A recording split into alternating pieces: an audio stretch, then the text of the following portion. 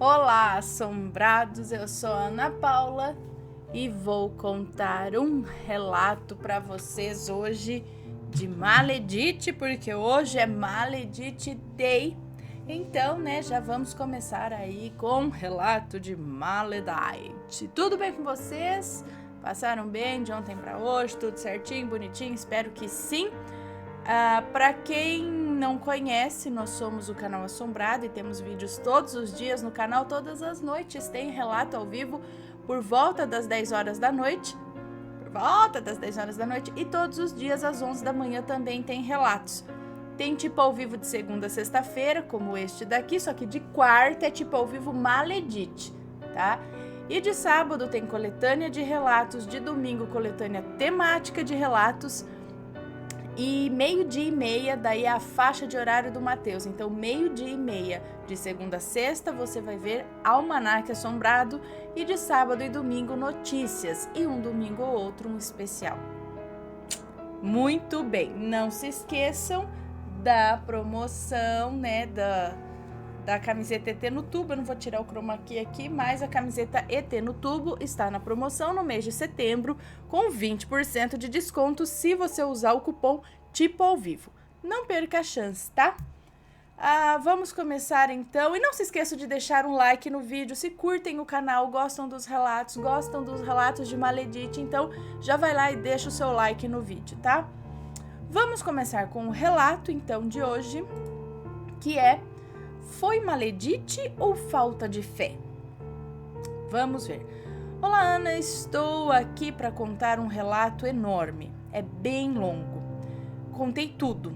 Omiti poucos detalhes. Uns aqui, outros acolá. Aconteceu comigo.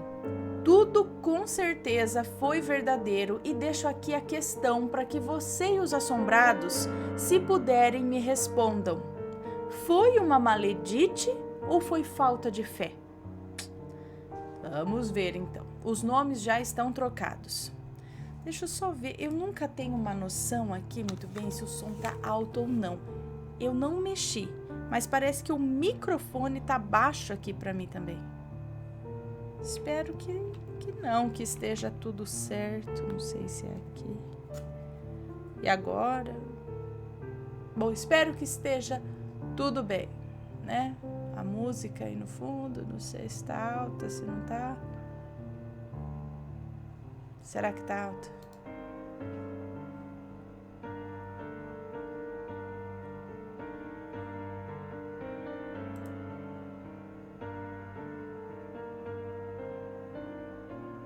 Não sei, gente, eu fico na dúvida. Eu não quero estragar o relato, né?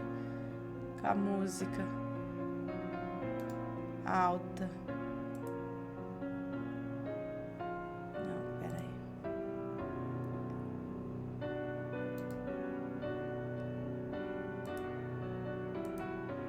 Baixei um pouquinho.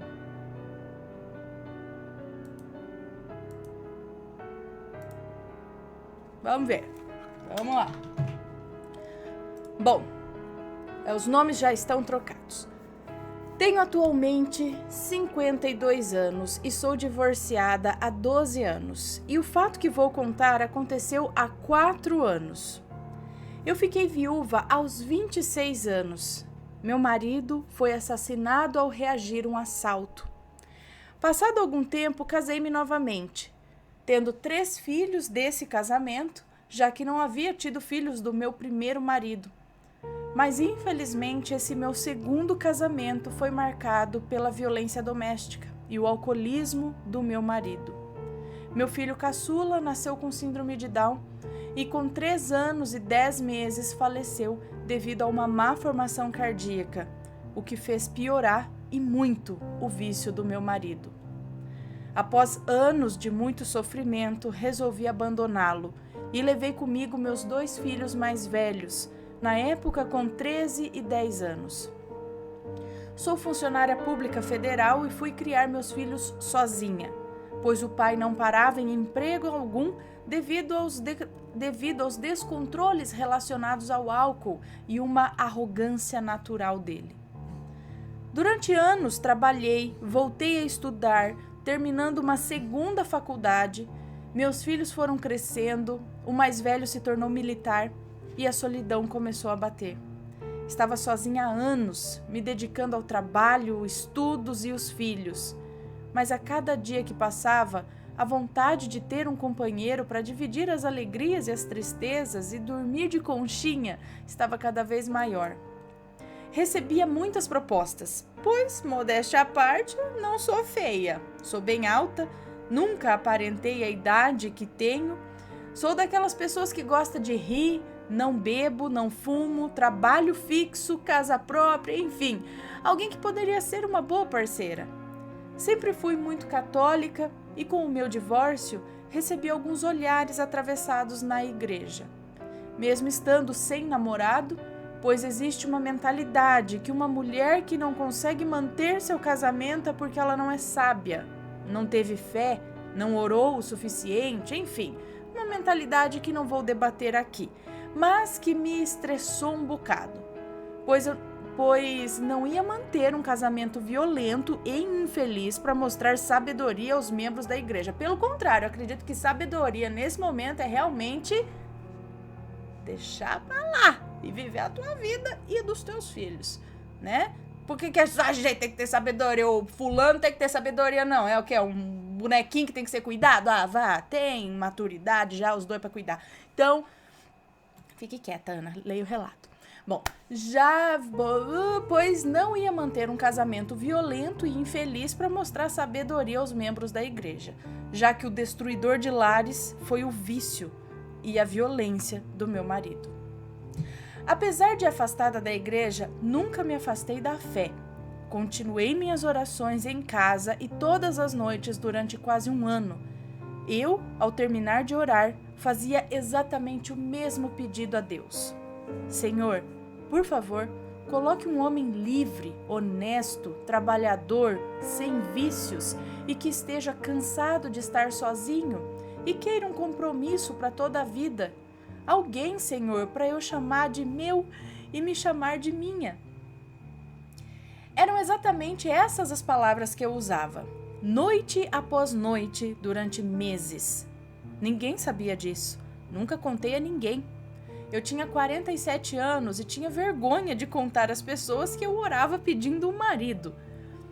Certo dia, estava sentada em uma pequena lojinha de lanches que uma prima minha, a Vivian, tinha aberto. Era um sábado à noite e a loja ficava na esquina da minha rua e pertinho de uma praça onde havia o ponto final de várias vans que faziam um transporte alternativo na minha pequena cidade. Eram legalizados pela prefeitura e trabalhavam em cooperativas. Eram duas que se revezavam no atendimento ao público. Cada dia uma trabalhava. Cada cooperativa tinha 18 motoristas que eram os donos das suas respectivas vans. Eu conhecia quase todos, pois frequentemente pegava esse transporte para ir trabalhar. Mas sempre me mantive afastada de amizades ou maiores proximidades deles. Em um sábado, estava conversando com a minha prima, que havia inaugurado sua pequena loja de lanches naquela semana, quando um dos motoristas entrou e pediu um lanche. Ele me cumprimentou, eu respondi, mas continuei mexendo no meu celular. Ele puxou conversa, não dei muita atenção, mal me lembrava de já tê-lo visto. Ele recebeu o lanche e saiu. Segunda-feira, pela manhã, ao ir trabalhar, passo em frente à loja da minha prima e lá está o mesmo motorista. O cumprimentei e fui embora.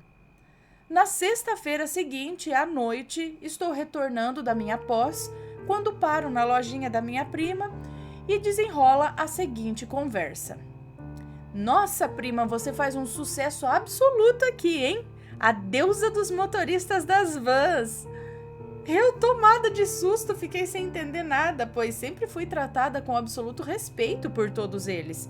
Apesar de já ter visto alguns olhares gulosos na minha direção, eu respondi, como assim? Eu não entendi. E ela disse, o Gerson, aquele motorista que te viu aqui no sábado, lembra?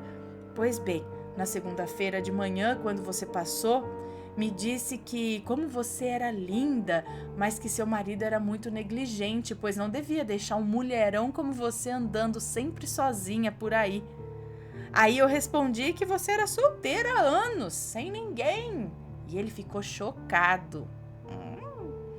Eu ri, né, desse comentário da minha prima, pois como a cidade é pequena e o bairro que eu morei a vida inteira era menor ainda, achei que fosse de domínio público a minha solteirice. Fui para casa, tomei um banho e ia ver TV. Quando recebo uma mensagem da minha prima para que eu fosse até a lojinha papear, pois ela estava se sentindo sozinha, já que o movimento estava lento, e eu fui. Depois de 1 hora, o tal do Gerson chega e pede um lanche. Pede para sentar à minha mesa e puxa a conversa. Autorizei a ele se sentar e parei para observá-lo. Ele era da minha altura, eu tenho 1,78. Cabelos escuros com alguns poucos fios grisalhos, moreno, nem feio nem bonito, mas simpático. Falante e com um sorriso bonito. Conversamos assuntos aleatórios, ele lanchou e ficou. Disse que o dia dele estava encerrado e no outro dia era folga. Ficaram eu, ele e a Vivian papeando, Ficamos eu, ele e Vivian papeando até quase 1 hora da manhã. No outro dia, sábado à noite, estou em casa e a Vivian me manda uma mensagem dizendo que o Gerson estava na loja e queria me ver.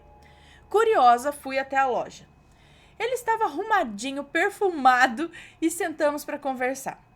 Foi quando ele me disse que tinha 50 anos e que me achava linda e blá, blá, blá, blá. Eu, cansada de homem casado e safado me cantando, fui logo cortando e disse que eu não gostava de homens comprometidos, e aí ele me disse uma frase que me condenou e até hoje me assombra. E ele disse o seguinte: sou separado, vivo sozinho, meus filhos estão criados, casados e eu já sou avô. Sou honesto, trabalhador, sem vícios e estou cansado de estar sozinho. Quero alguém para me chamar de seu e ter alguém para eu chamar de minha. Exatamente as palavras da oração dela. Paralisei na hora. Eram as palavras exatas que eu pedia nas minhas orações.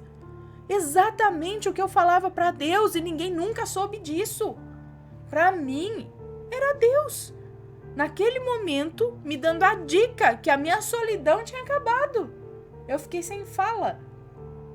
Naquele mesmo dia, ele me deixou na porta da minha casa, me deu o número do seu celular, pegou o meu número e se despediu com um casto beijo no meu rosto e foi embora. Chegando em casa, me mandou uma mensagem e ficamos 2 horas no WhatsApp papeando. Não é só adolescente que faz isso não, tá? Convidou-me para almoçar com ele no outro dia, me arrumei toda e fui. E chegamos no restaurante ao 12:00 e saímos às 6 da tarde. Quase fomos expulsos. Conversamos muito e foi durante essa conversa que ouvi pela primeira vez o nome Maledite. Ele confessou que tinha sido amante durante 7 anos de uma mulher casada e que há 1 mês eles tinham tido uma briga e ele resolveu acabar tudo com ela. E que ao saber que eu era solteira, ele acreditou que era Deus dando uma chance para ele de ter uma mulher decente e que fosse só dele, que se eu o aceitasse, aquilo seria o reinício de sua vida. Era tudo que eu queria e sonhava, e eu tinha orado. Foi o início de 10 meses mágicos. Viajávamos quase todos os fins de semana, conversávamos até tarde da noite, dormíamos juntos praticamente todas as noites. Ele era engraçado, batalhador, bom de papo. Meus filhos adoraram ele. Conheci os filhos dele também, as netas dele me chamavam de vovó. Parecíamos 2 adolescentes, só tínhamos olhos um para o outro. Estava extremamente feliz. No 6º mês de namoro, ele fez aniversário e à meia-noite desse dia eu o pedi em casamento. Isso mesmo, eu! Comprei um par de alianças, coloquei uma caixinha e fiz igual aos filmes americanos. Me ajoelhei, abri a caixinha e fiz a clássica pergunta: quer casar comigo? Ver um homem de 51 anos chorando e me segurando no colo não tem preço. Ficamos noivos e, como advogada, fui atrás dos documentos para fazer o divórcio dele e a gente poder casar. Combinamos tudo, iríamos fugir para casar.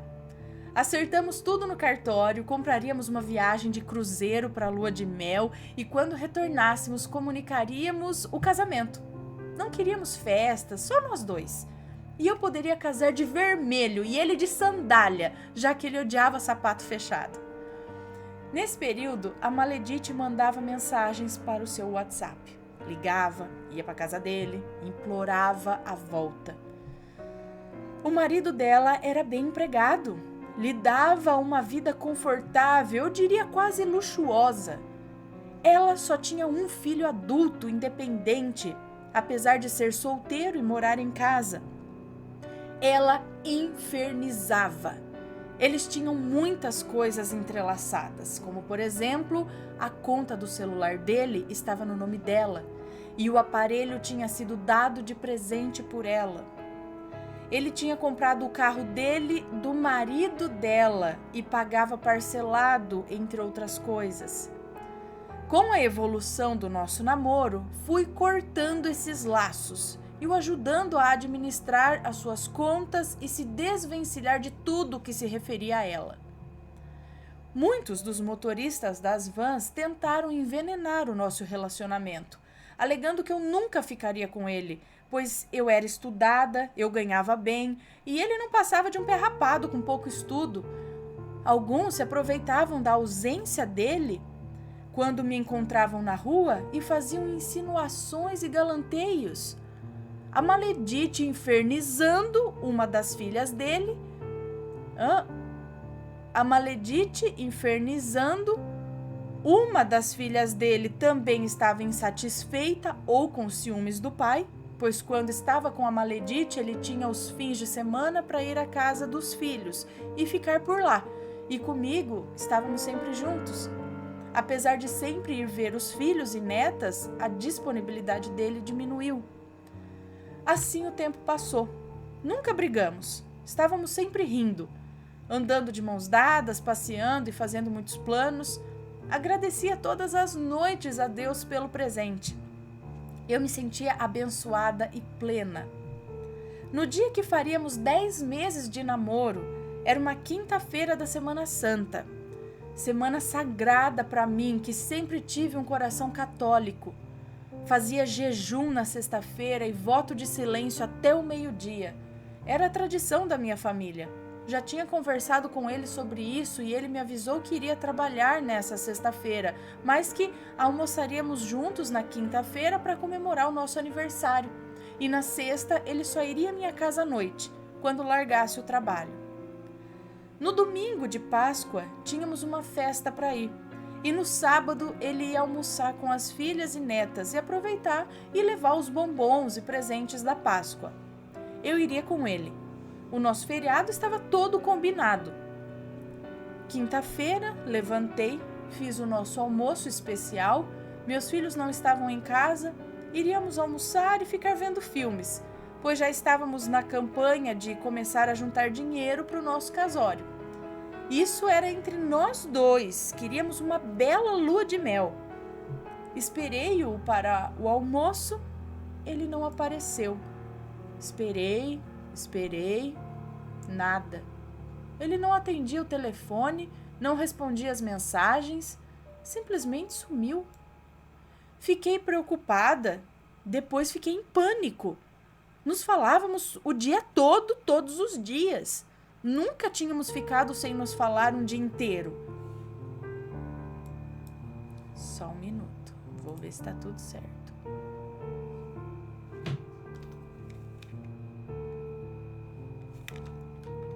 Continuando.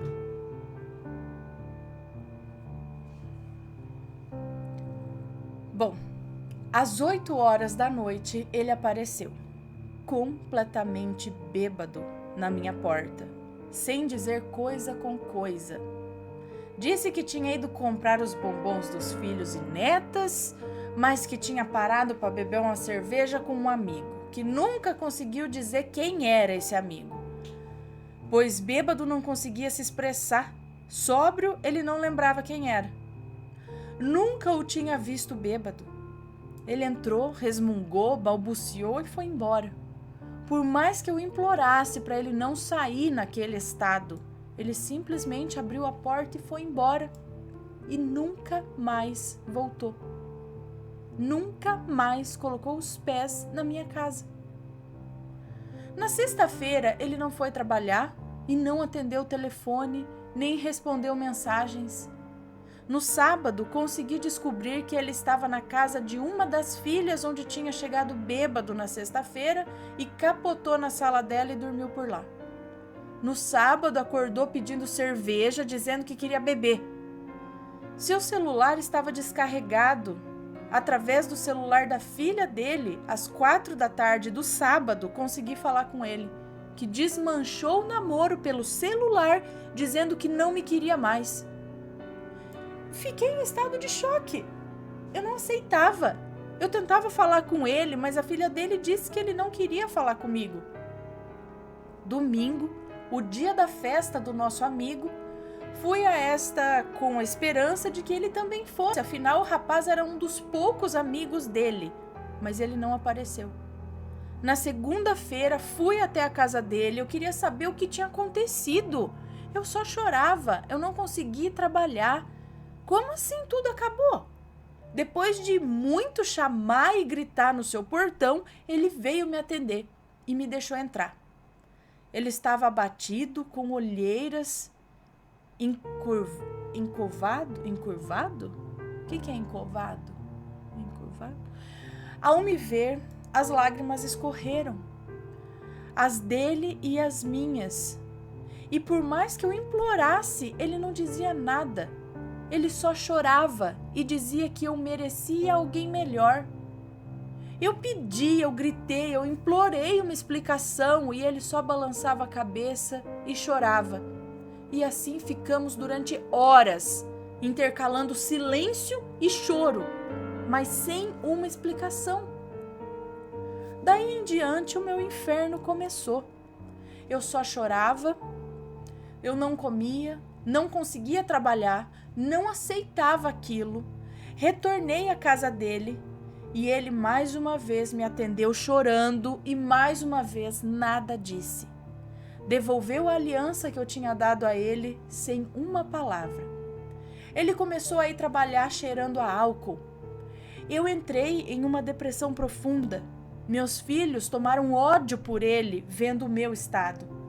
O meu mais velho, numa briga comigo, me chamou de ridícula e fraca por estar rastejando por um homem.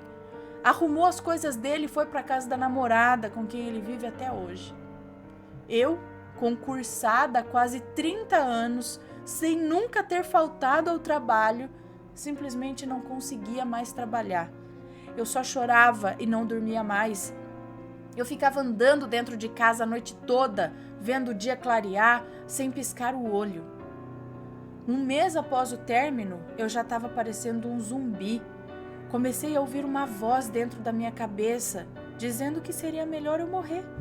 Que se eu morresse, tudo aquilo acabaria. A morte começou a me parecer algo bom, algo suave.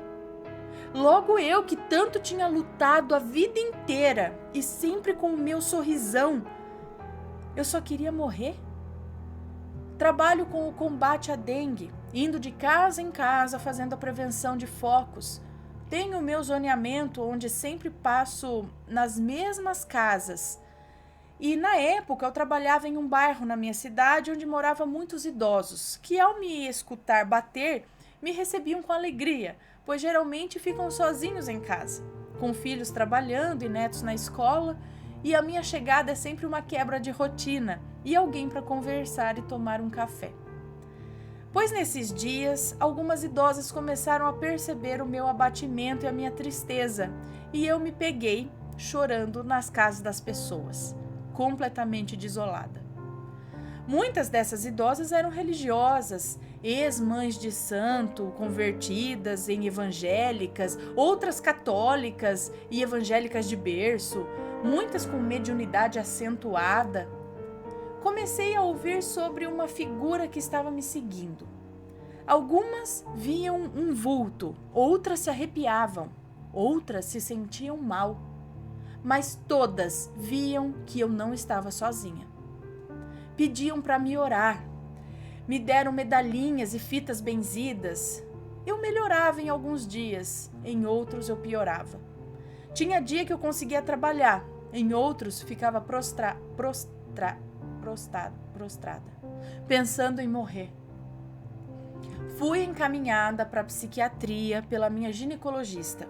Eu estava péssima. Lá fui receitada com vários remédios, calmantes, anti-ansiolíticos, pois eu ficava 2, 3 dias sem pregar o olho. Comprei os remédios e comecei a fazer uso deles. Teve dias em que eu dormia 14 horas seguidas, outros eu não pregava o olho.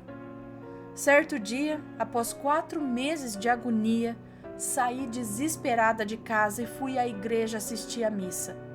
Assisti e me senti melhor. Comecei a ir à igreja e assistir à missa toda terça e quinta. Ia levantar às 5 da manhã para orar, pedindo a Deus forças, caminho, luz e o Gerson de volta. Eu o amava. Ele era a promessa de Deus para mim. Como assim ele me deixou? Como Deus podia ter permitido isso? Ajoelhava-me, pedia e pedia. Meu estado era lamentável. O dele não era melhor, não. Ninguém entendia nada. Eu me mantendo firme, orando. Até que certo dia, ao sair à tarde para comprar alguma coisa, vi a Maledite entrando no carro do Gerson e se debruçando para lhe dar um beijo. Minha vista escureceu. Quando eu ia tombando, a Vivian, a minha prima, me socorreu e me disse que tinha ouvido falar que os dois estavam juntos. Fui para casa disposta a morrer. Só lembrava dos remédios que o médico me deu. Ia beber tudo e acabar com aquela agonia. A voz na minha cabeça dizia que ao tomar aquilo, eu ia ter paz. Entrei em casa como um furacão e fui direto para a cozinha.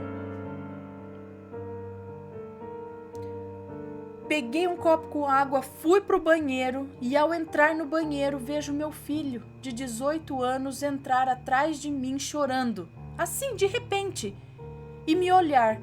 E ele me perguntou: mãe, o que está acontecendo? Mãe, eu te amo, fala comigo, o que está acontecendo?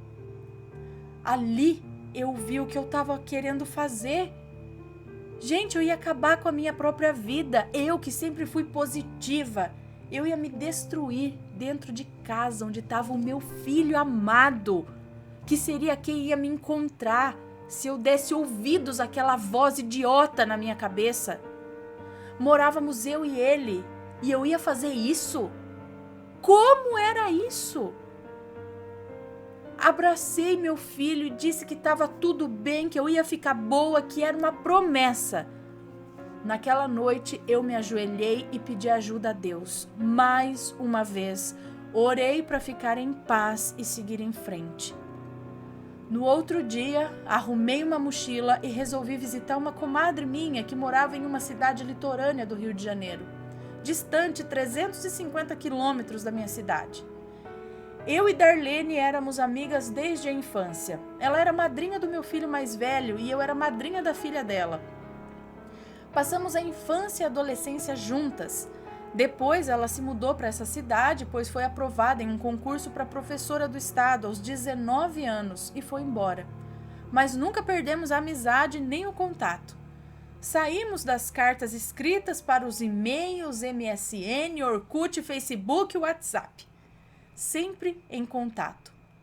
Simplesmente acordei às 6 da manhã, mandei uma mensagem para minha chefe dizendo que eu não tinha condições de trabalhar, avisei o meu filho que ia passar uns dias com a Darlene e que quando eu voltasse eu estaria melhor.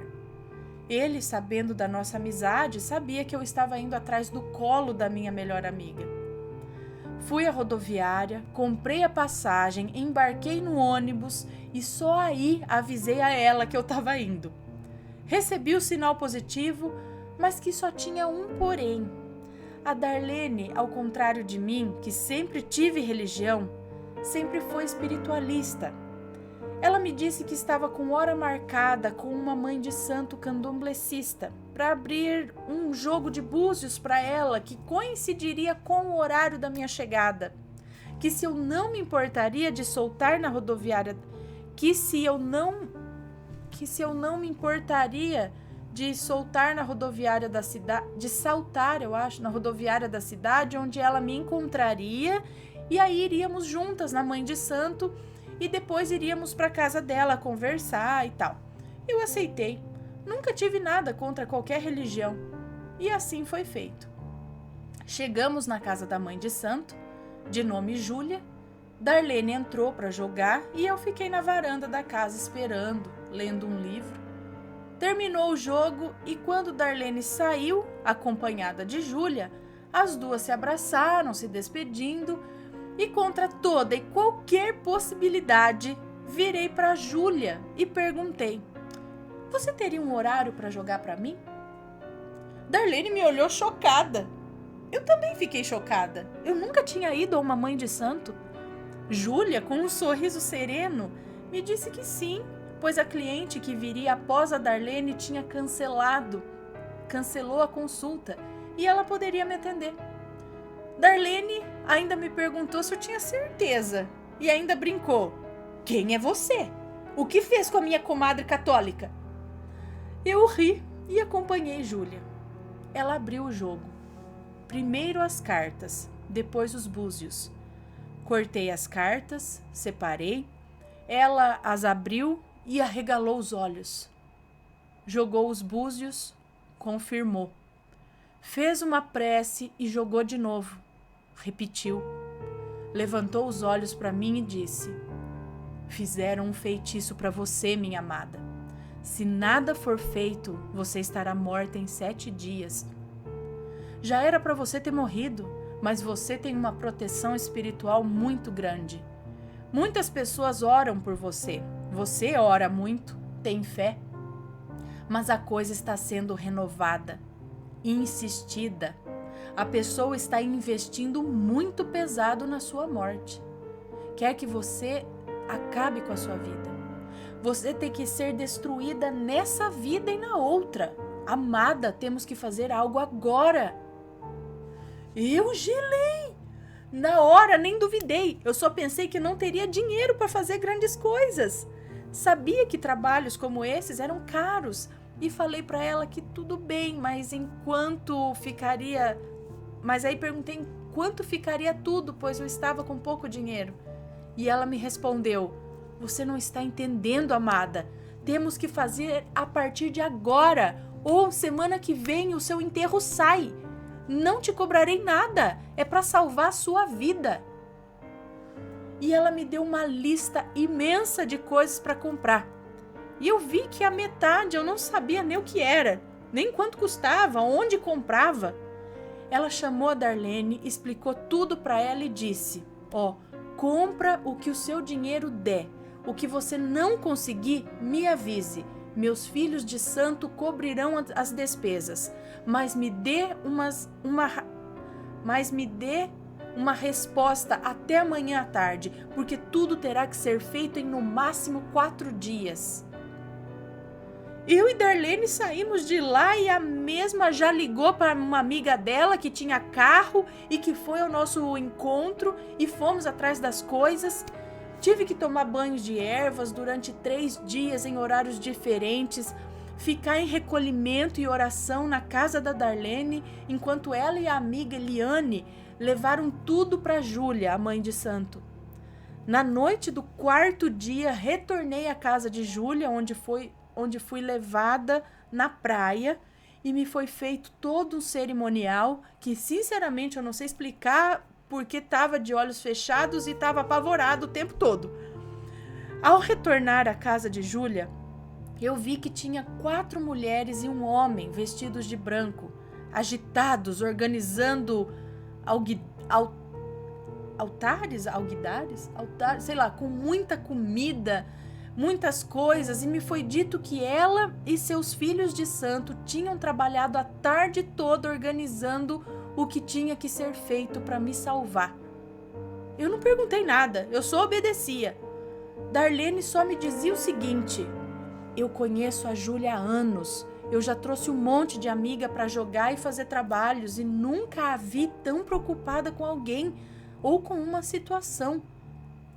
No outro dia, retornei para minha casa, bem mais serena. Como Júlia me orientou, retornei à Igreja Católica e orei em casa, só pedindo restabelecimento e luz, nada mais. Voltei a dormir, comer e trabalhar. Retornei 30 dias depois à casa de Júlia, onde ela abriu outro jogo para saber como eu estava. Mas antes de entrar, Darlene entrou primeiro e eu fiquei aguardando a minha vez. Júlia tinha um neto de 5 anos que era filho de Exu e por isso teve que ser feito ainda criança. Feito é um termo usado dentro do candomblé para feitura de santo. Eu não entendi direito, mas não me aprofundei na questão. O menino estava de cabecinha raspada com contra-eguns, com alguma coisa contra eguns, vestidinho de branco, brincando de carrinho no jardim dela, próximo à varanda onde eu me encontrava.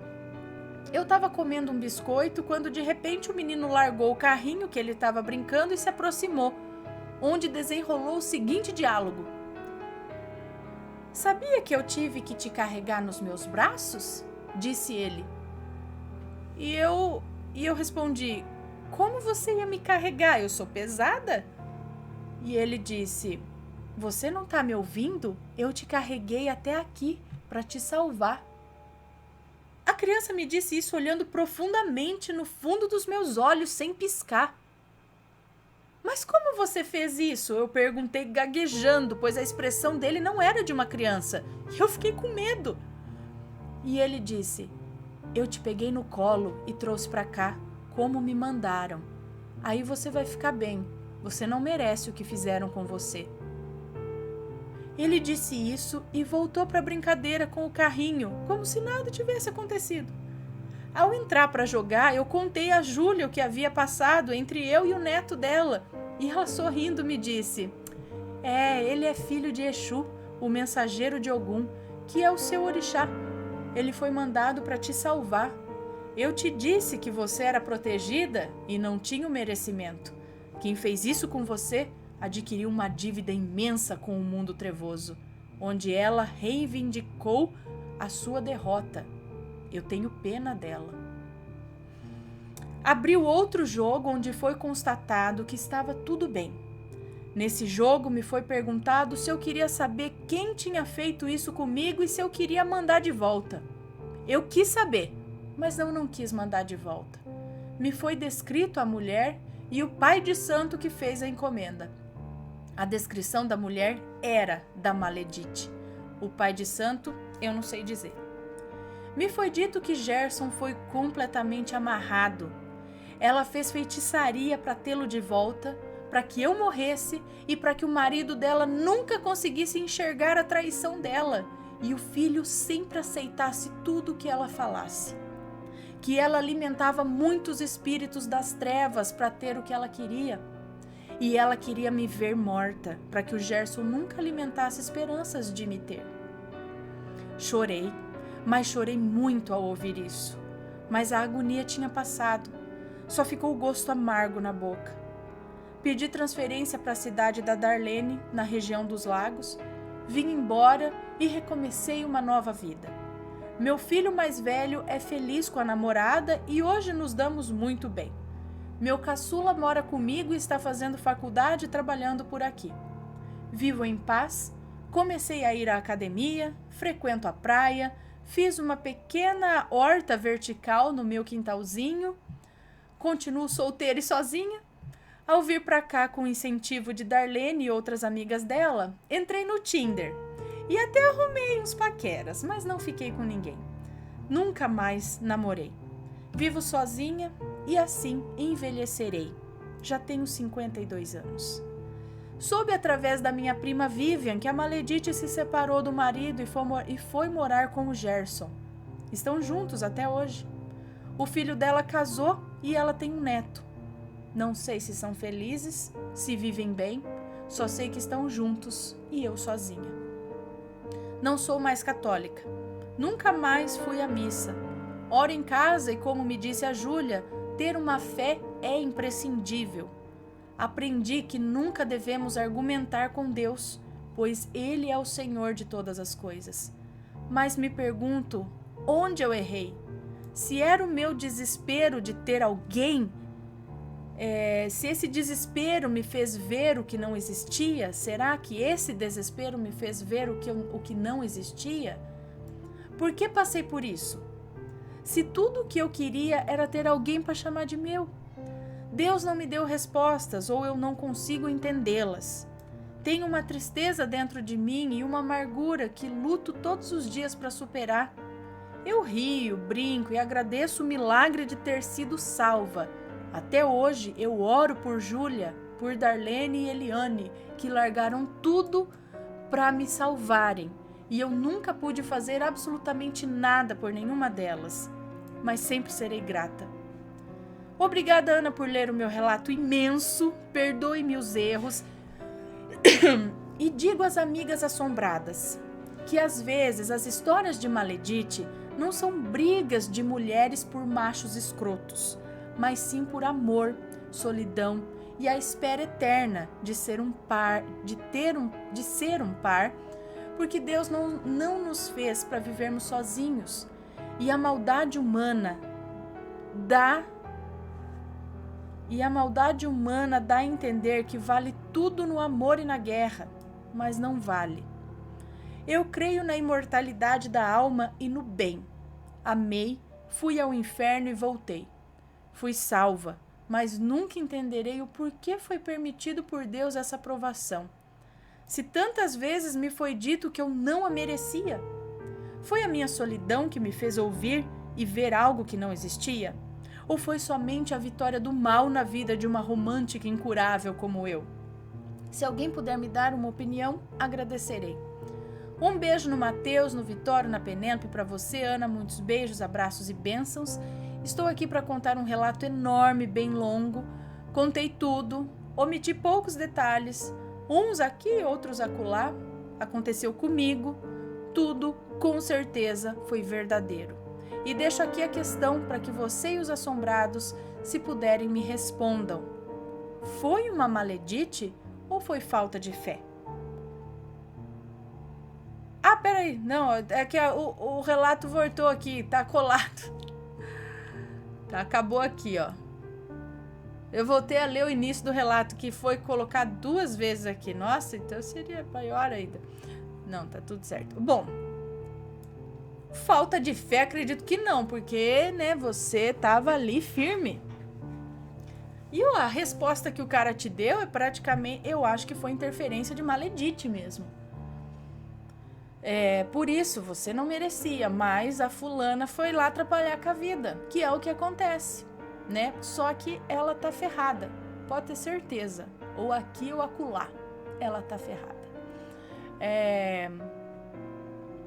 Não sei se tem como desfazer essa amarração, sei lá que jeito, mas você foi salva de uma maneira, olha, nada é por acaso.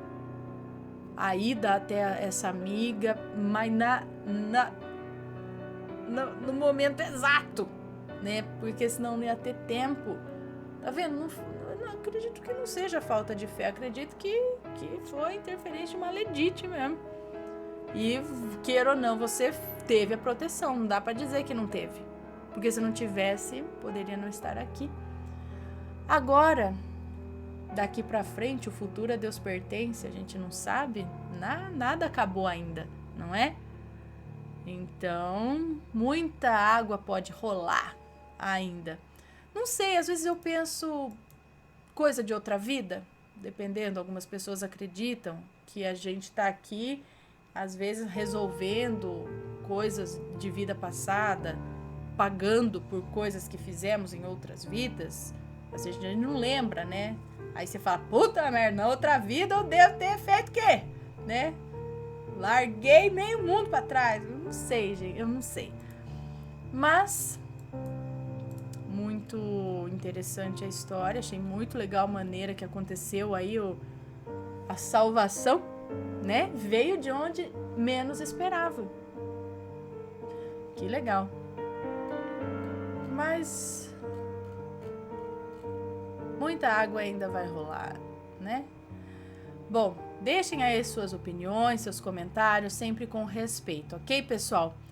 E o relato das 11 foi esse. À noite tem mais relato de Maledite com sorteio, tá? Vai ter sorteio à noite com mais relatos de Maledite. A gente vai ter um sorteio. Não sei o que ainda, mas sempre tem sorteio, tá bom? Então, tenham um bom dia. Beijo pra vocês e a gente se vê logo mais à noite. Beijos, fui!